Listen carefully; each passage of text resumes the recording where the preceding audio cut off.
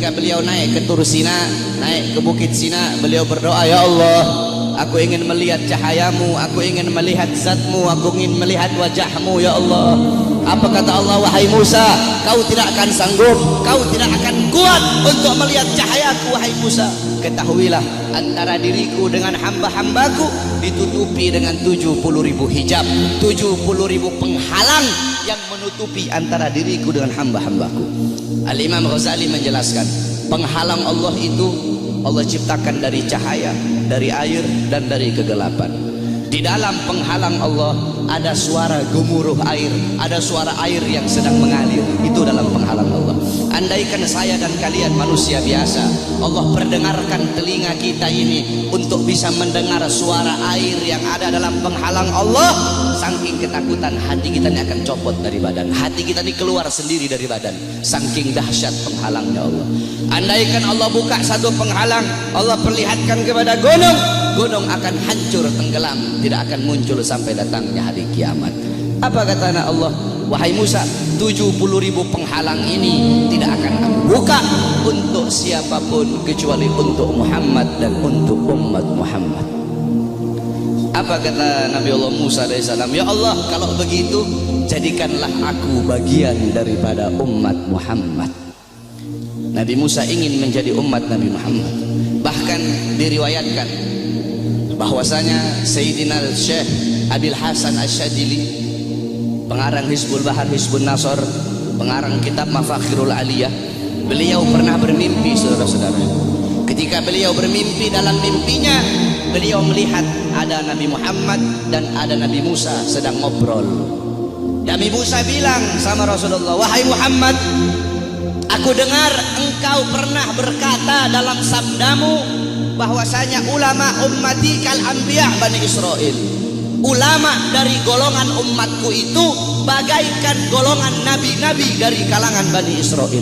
Apakah betul wahai Muhammad? Apa kata Rasulullah? Ini dalam mimpinya Syekh Abil Hasan Asyadili. Apa kata Rasulullah? Iya betul. Ulama umatku itu kepintarannya, kepintarannya itu sama seperti kepintaran nabi-nabi dari kalangan Bani Israel. Kata Nabi Musa, coba seperti apa sih ulama umatmu itu? Aku pengen lihat coba. Nabi Muhammad memanggil Al-Imam Ghazali. Di dalam mimpinya Syekh Abil Hasan Asyadili, Imam Ghazali dipanggil oleh Nabi Muhammad. Nabi Muhammad bilang, ini salah satu daripada ulama umatku yang aku banggakan. Akhirnya kata Nabi Musa, siapa namamu? Kata Imam Ghazali apa? Ana Muhammad bin Muhammad bin Muhammad. Kata Nabi Musa, stop. Wahai Rasulullah, ini kamu bilang pinter. Saya nanya siapa namanya, dia jawab Muhammad bin Muhammad bin Muhammad. Kalau dia pinter cukup dia jawab Muhammad. Stop, sudah, nggak usah dia bilang Muhammad bin Muhammad. Saya nggak nanya nama bapaknya, saya nggak nanya nama kakeknya. Kalau dia pinter cukup dia jawab Muhammad. Udah, stop. Atau Muhammad Al-Ghazali dalam kitab Tabaqat Syafi'iyah, Al-Imam Ghazali. Ghazali itu adalah nisbat nama tempat kelahiran beliau. Tetapi ada juga ulama yang mengatakan Ghazali itu nisbat kepada pekerjaan keluarga beliau, yaitu tukang tenun, tukang sol.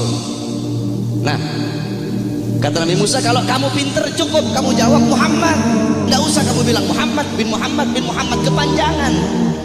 Apa kata Nabi Musa? Apa kata Imam Ghazali? Ya Rasulullah, izinkan aku untuk menjawab ya Rasulullah.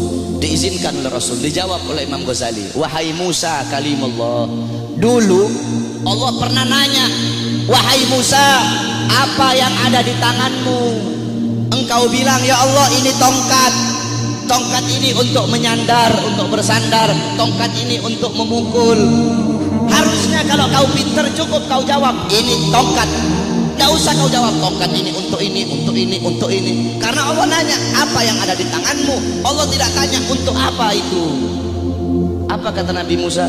Karena aku ingin bercakap-cakap lama dengan Allah. Aku ingin punya waktu yang panjang dengan Allah untuk mengambil berkah. Apa kata Imam Ghazali? Begitupun aku jawab dengan jawaban yang panjang untuk bercakap-cakap lama denganmu agar mendapatkan keberkahan darimu yang pernah berbicara dengan Allah. Baru diakui oleh Nabi Musa kepintaran ulama daripada umatnya Nabi Muhammad SAW.